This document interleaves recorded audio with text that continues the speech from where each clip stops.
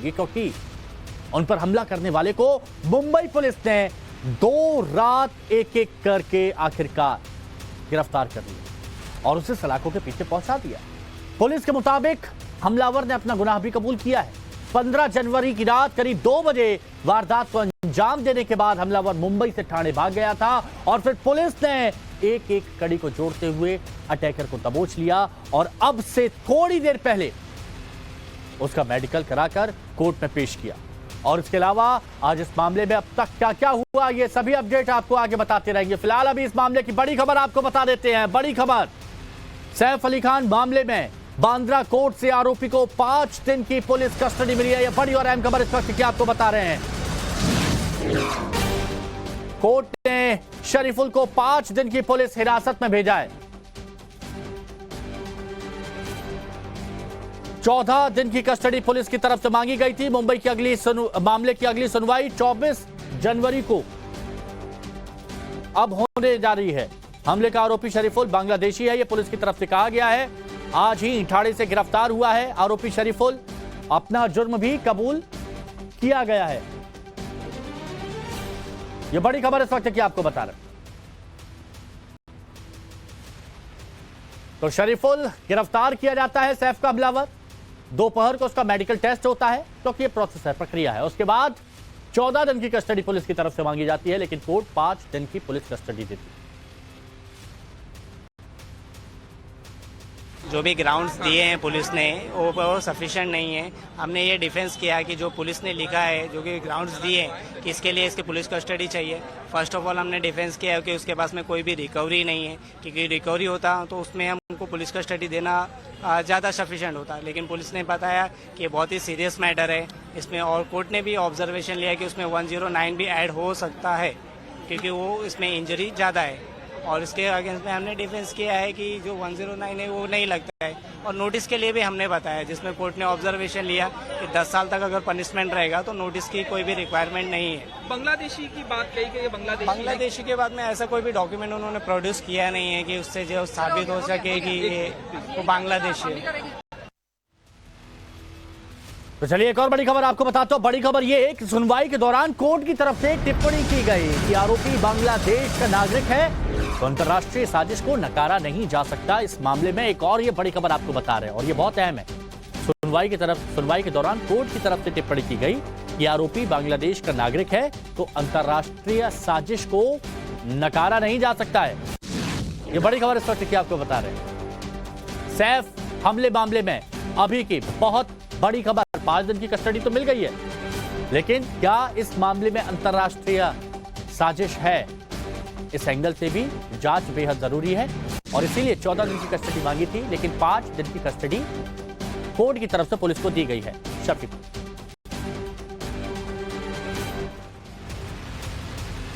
तो सैफ अली खान के हमलावर पर मुंबई पुलिस का खुलासा कि भारत में घुसपैठ के बाद आरोपी ने अपना नाम बदला, पहचान बदली। भारत में आकर आरोपी ने अपना नाम विजय दास रख लिया। आरोपित ने अपना नाम विजय दास रख लिया जब वो भारत में आया, और करीब 5-6 महीने पहले ही शरीफुल इस्लाम ने घुसपैठ की है। मतलब बांग्लादेश से 5-6 महीने पहले ही घुसपैठ कर वो भारत आया। सबसे पहले उसने अपना नाम रखा विजय दास, और उसके बाद न जाने क्या क्या नाम में जोड़ता गया। हर बार एक नया नाम, नई जगह पर काम करता था। अब पुलिस पूछताछ करेगी कि इसने 5-6 महीने में क्या क्या किया है। जब अभी इतनी बड़ी साजिश को, इतनी बड़ी वारदात को अंजाम दे सकता है, तो इससे पहले इसने 5-6 महीने में क्या क्या किया होगा। तो देखिए तस्वीरों में आप समझिए, और वो जो आप बीच में तस्वीर देख रहे हैं, 13 पुलिसकर्मियों की टीम ने पकड़ा, और पकड़ने के बाद कैसे विक्ट्री साइन दिखाया जा रहा है। दीक्षित गेडाम डीसीपी जोन 9 मुंबई ने आरोपी की गिरफ्तारी के बाद मीडिया के सामने कई और चौंकाने वाले खुलासे किए, जिसमें उन्होंने आरोपी के बारे में एक एक बात बताई। उसकी मंशा, सैफ के घर में घुसने की क्या थी, उसके बारे में भी बताया, और उसका असली नाम भी एक्सपोज किया। तो वो हम आपको बताते हैं कि आखिर क्या कुछ यहां पर कहा गया है।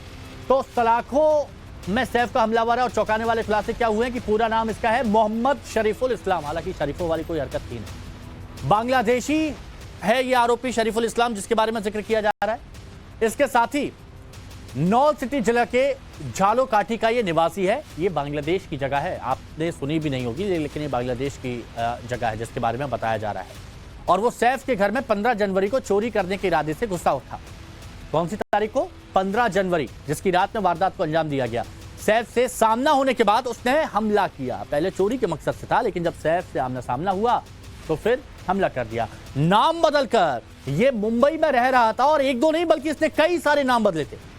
पुलिस ने बताया कि वो काफी वक्त से मुंबई में रह रहा था। विजय दास बनकर उसने अपनी पहचान छुपाई। बताइए, शरीफुल बन गया विजय दास। आरोपी के पास भारतीय दस्तावेज है ही नहीं, ना आधार कार्ड, ना पैन कार्ड। पैन कार्ड तो दूर की बात है, कोई दस्तावेज, वोटर कार्ड कुछ नहीं है। और इसीलिए जब पूछताछ हुई तो पता चला कि ये तो बांग्लादेशी है।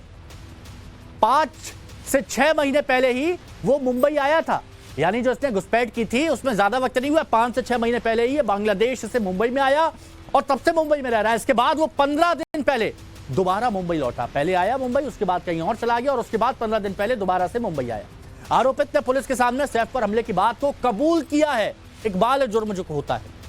ठाणे लेबर कैंप से मुंबई पुलिस ने उसे गिरफ्तार किया। जंगल में छुपा बैठा था, दबोच लिया। 13 पुलिसकर्मियों की टीम ने उसे अरेस्ट किया। वहां पर गए तो और बहुत से लोग थे, उन सबके मोबाइल वहां पर बरामद किए। फिर इसकी लोकेशन ट्रेस करके इसको धर दबोचा। हिंदू नाम रखकर ये वारदात को अंजाम देता था शरीफुल इस्लाम, जिसकी बात की जा रही है। हाउस कीपिंग एजेंसी में ये काम करता था, ये भी बात सामने आई। आरोपी का नाम मोहम्मद शरीफुल इस्लाम शहजाद है। मोहम्मद शरीफुल इस्लाम शहजाद, एज 30 इयर्स। अभी तक की इन्वेस्टिगेशन में ये समझ में आया है कि ये आरोपी चोरी के इरादे से उस घर में उसने एंटर किया था और उस समय पर ये इंसिडेंस हुआ था। इस एक्यूज को कोर्ट में पेश किया जाएगा और पुलिस कस्टडी की रिक्वेस्ट की जाएगी और उसके बाद आगे का इन्वेस्टिगेशन किया जाएगा। इन्वेस्टिगेशन में निष्पन्न नहीं हुआ है। एक्यूज अरेस्ट होने के बाद हमको काफ़ी कम टाइम अभी तक मिला है। एक्यूज है ये बांग्लादेशी है और इंडिया में एंटर करने के, इलीगली एंटर करने के बाद इस एक्यूज ने इसका नाम चेंज किया है। वो एक रीजन हो सकता है। क्या नाम रख के अभी रह रहा था? और विजय दास एक्यूज पिछले 5-6 महीने पहले मुंबई आया है, ऐसा पता चला है। कुछ दिन ये मुंबई में रहा, बाद में मुंबई की विसिनिटी के कुछ टाउन्स में रहा और 15 दिन पहले फिर मुंबई आया है, ऐसा इन्वेस्टिगेशन में पता चला है। क्या काम करता था सर ये? हाउसकीपिंग एजेंसी में काम करता था। किसी बार में काम किया, किसी कॉन्ट्रैक्ट? हाउसकीपिंग एजेंसी में काम करता था। राकेश त्रिवेदी हमारे सहयोगी हमारे साथ में जुड़ चुके हैं। राकेश, 14 दिन की कस्टडी मांगी थी लेकिन 5 दिन की कस्टडी मिली है। पुलिस क्या कुछ और जानना चाहती है? कौन सी कड़ियां हैं जिनको पुलिस को अभी जोड़ना बाकी है?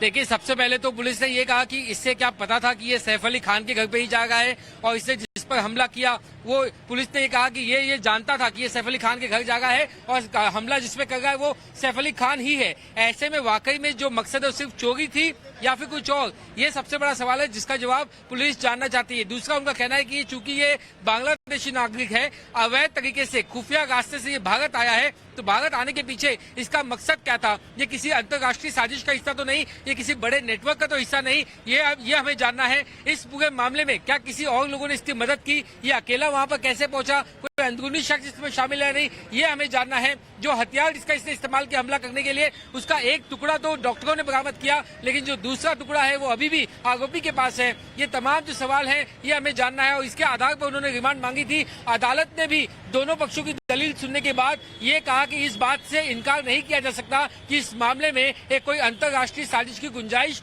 हो सकती है। मामले की गंभीरता को देखते हुए अदालत ने 5 दिन की पुलिस हिरासत में भेजा और इसी पुलिस हिरासत के दौरान अब मुंबई पुलिस इन तमाम सवालों का जो जवाब है वो तलाशेगी। अलग अलग ग्राउंड में इसके साथ इंट्रोगेशन होगा और इसके बाद 24 जनवरी को इस मामले की दोबारा सुनवाई होगी। दोबारा से सुनवाई यहां पर की जाएगी। क्या ये माना जा सकता है कि 5 दिन की जब कस्टडी खत्म होगी उसके बाद इसको और ज्यादा बढ़ाया जा सकता है? हालांकि इकबाल जुर्म तो कर लिया गया है, तो पुलिस को कोऑपरेट भी कर रहा है यानी ये शरीफुल इस्लाम। जी देखिए, निश्चित तौर पे जो ये पुलिस कस्टडी है वो बढ़ाई जा सकती है अगली सुनवाई पे, क्योंकि पुलिस चाहेगी कि जो 14 दिन की जो उनके पास टोटल समय सीमा है उसको वो पूरी तरीके से यूज करे। इसके बाद सबसे बड़ी बात यह है कि अब वो इस आरोपी के साथ शुरुआती पूछताछ करने के बाद अगले 1-2 दिन में वो रिक्रिएशन ऑफ क्राइम कर सकती है। वो उसे सैफ अली खान के जो बिल्डिंग है वहां पर लेकर के जा सकती है, ये जानने के लिए कि वो किस रास्ते से आया और वो कैसे ऊपर चढ़ के गया। एक बार वो फिर से सब कुछ पूरा सीक्वेंस दोहराए और उसके बाद वो किस रास्ते से भाग के गया ये भी वो बताए। तो ये जो सबसे बड़ी जो कड़ी थी जो अब तक मिसिंग थी, उस कड़ी को जानने के लिए पुलिस रिक्रिएशन ऑफ क्राइम जो है वो भी जल्दी कर सकती है। और निश्चित तौर पे जब नए कुछ खुलासे होंगे तो वो अदालत को बताना पड़ेगा और फिर आपको रिमांड और क्यों चाहिए ये बताना होगा, जिसके बेसिस पे अदालत जो है और आगे कस्टडी बढ़ा सकती है। बिल्कुल, बांग्लादेश से घुसपैठ करने के बाद इतने सुरक्षित बिल्डिंग में घुस के 12वीं मंजिल तक पहुंचना ये अपने आप में बहुत बड़ी बात है। तो पता तो लगना चाहिए, सच्चाई जनता के सामने आनी चाहिए। आज सुबह गिरफ्तारी के बाद मुंबई पुलिस ने एक कर सैफ के हमलावर मोहम्मद शरीफुल इस्लाम पर बड़े और चौंकाने वाले खुलासे किए। अब आपको उन खुलासों के बारे में हम बता देते हैं ताकि आप समझ सके। तो यहां पर आप देखिए, आरोपी के पास भारत का कोई वैध दस्तावेज नहीं है, यानी जो पहचान पत्र होते हैं कुछ नहीं। आरोपी शरीफुल ने भारत आकर अपना नाम बदला, यह भी खुलासा किया गया। भारत आने के बाद विजय दास नाम रख लिया।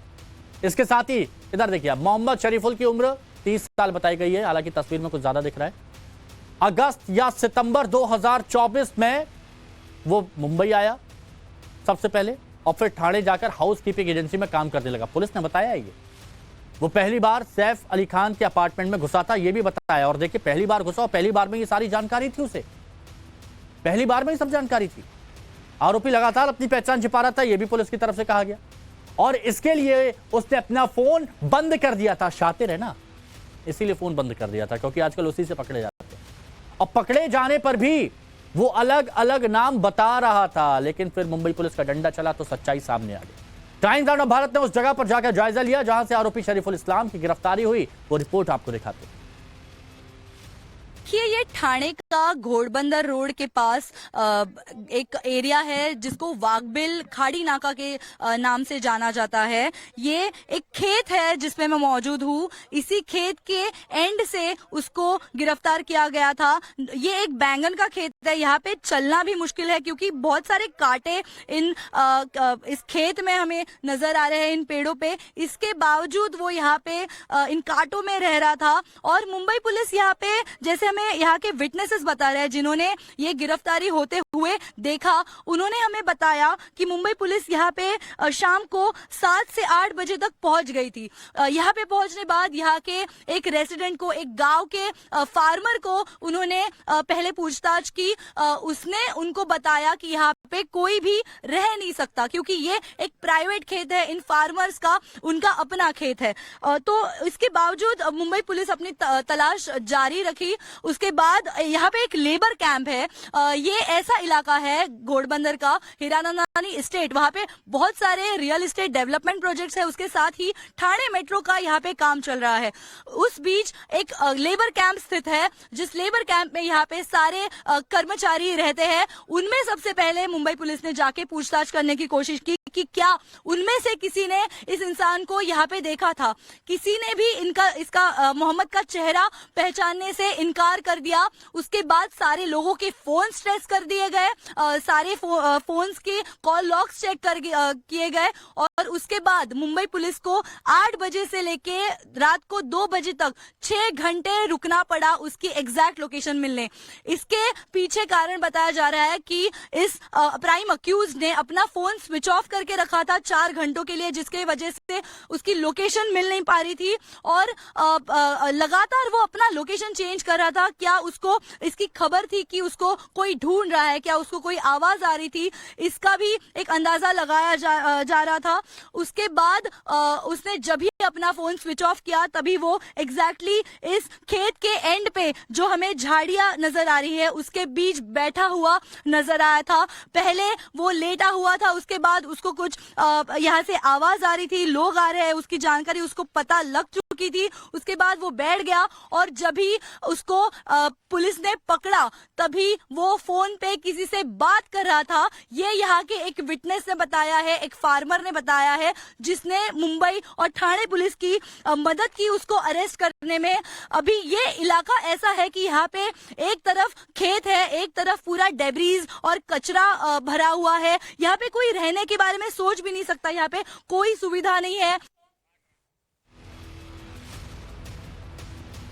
तो चलिए अब हम आपको बता देते हैं कि कैसे 15 जनवरी की रात से लगातार मुंबई पुलिस सैफ के हमलावर की तलाश में जुटी हुई थी और आखिरकार कैसे उसे आरोपित की गिरफ्तारी में कामयाबी मिली मुंबई पुलिस को। तो आप ऐसे समझिए, आरोपित मोहम्मद शरीफुल इस्लाम को पकड़ने के लिए मुंबई पुलिस की 35 टीमों ने शहर का चप्पा चप्पा छान मारा। पहले 10 टीमें बनी, फिर 20 टीमें बनी और उसके बाद 35 टीमें।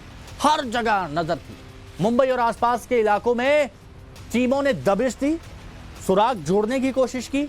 15 से ज्यादा शहरों में हमलावर की तलाश की गई, जिसमें मध्य प्रदेश, छत्तीसगढ़ भी शामिल है। टीम में मुंबई पुलिस और क्राइम ब्रांच के 100 से ज्यादा अधिकारी शामिल थे।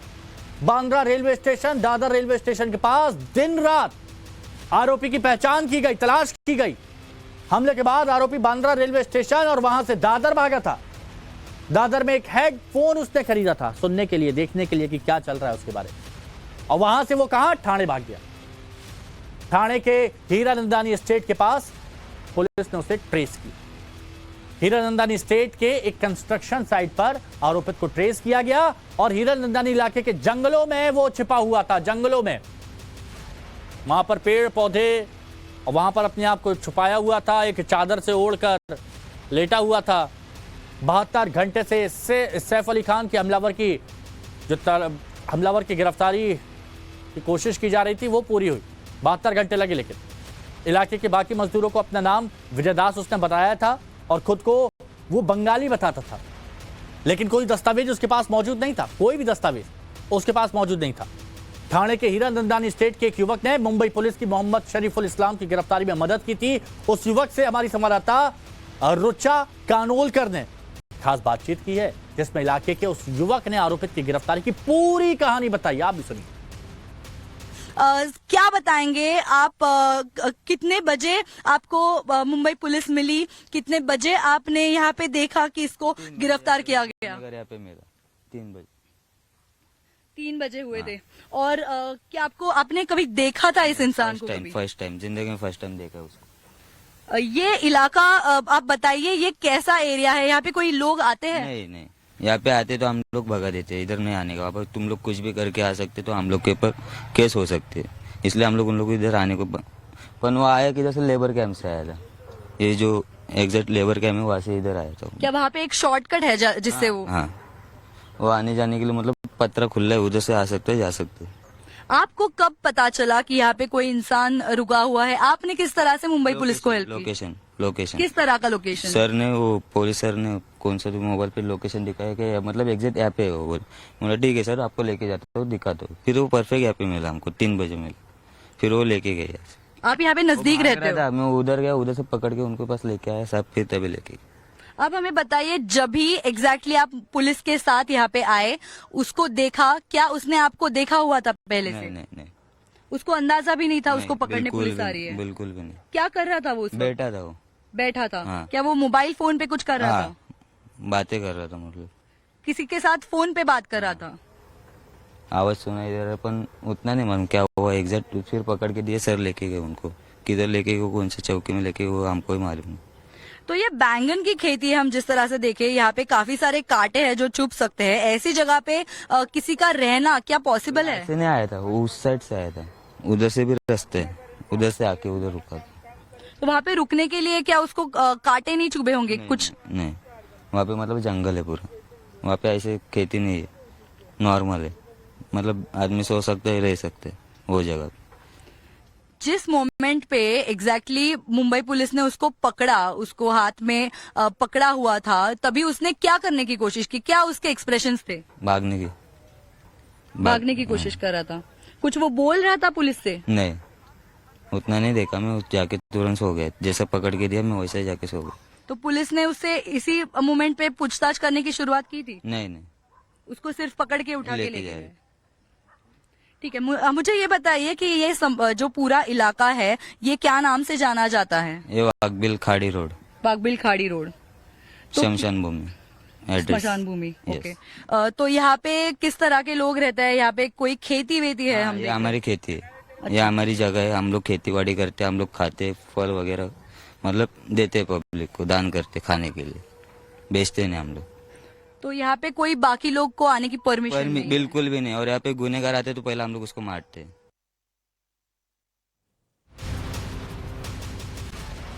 राकेश हमारे सहयोगी हमारे साथ में जुड़े हुए। राकेश, खुलासे तो बहुत सारे हो रहे हैं और ये वाकई चौंकाने वाले हैं, लेकिन एक जो चौंकाने वाला खुलासा है, पुलिस की तरफ से कहा गया पहली बार वो सैफ अली खान की बिल्डिंग में घुसा था, तो फिर उसे कैसे पता था कि कहां पर शाफ्ट है, कहां पर सीढ़ियां, ये सारी जानकारी उसके पास थी, ये कैसे संभव है?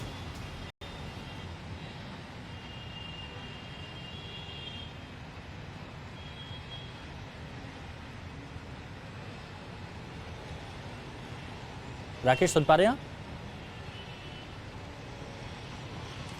जी जी बिल्कुल। सबसे बड़ा सवाल यही है कि अगर आप पहली बार या 15 दिन पहले मुंबई आते हैं और पहली बार अगर आप कहीं जाते हैं तो आपको उस बिल्डिंग का लेआउट, सीढ़ी कहाँ है, सीसीटीवी कैमरे से कैसे बच सकते हैं, कौन सी मंजिल पे जाना है, 11वीं मंजिल पर ही क्यों, और उसके बाद में फिर आप बांद्रा स्टेशन तक चले जाते हैं पैदल, दादर की सड़कों पे गलियों में घूमते हैं, आप बड़ी आसानी से लोकल ट्रेन पकड़ के आप थाने पहुंच जाते हैं, ये मुमकिन नहीं है। ऐसे में ये शख्स जो है अभी फिलहाल पुलिस को मिसलीड करने की कोशिश कर रहा है, लेकिन पुलिस जो है वो अभी अलग अलग जो सवाल है वो करना चाहती है। अभी एक इसमें जो कड़ी है, जिस कॉन्ट्रैक्टर ने इसे पिछली बार अपने पास काम पर रखा था, खासतौर से जो एक एजेंसी थी जो लोगों के घरों में हाउस कीपिंग के लिए काम जाते हैं या दफ्तरों में जाते हैं, उसका ये काम करता था, तो उससे इसको जो है कहीं ना कहीं ये अंदाजा था कि कैसे जो है बाथरूम के पीछे जो शाफ्ट होता है वहां से कैसे चढ़ा जाए, कैसे उतरा जाए, और क्या जो दूसरे जो इसके साथ में काम करने वाले जो कॉन्ट्रैक्टर्स थे या जो दूसरे साथी लेबर थे, मजदूर थे, क्या उन्होंने मदद की, क्या वो इसमें शामिल है या नहीं,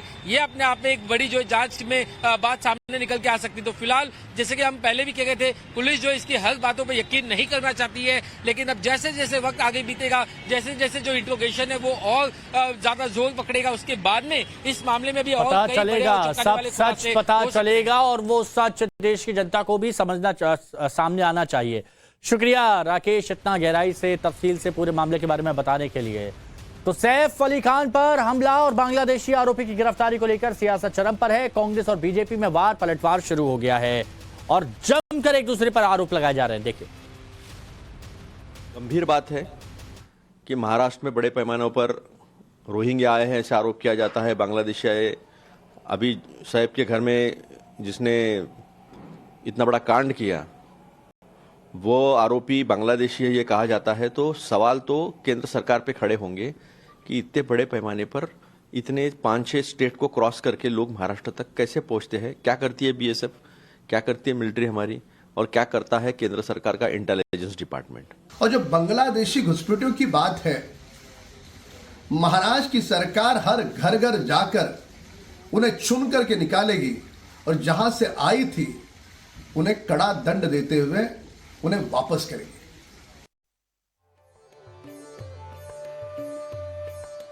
महाकुंभ में सनातन के एक से एक योद्धा पहुंच रहे हैं। आस्था की सबसे बड़ी डुबकी के लिए देश से ही नहीं, सनातनी विदेश से भी पहुंच रहे हैं। गांव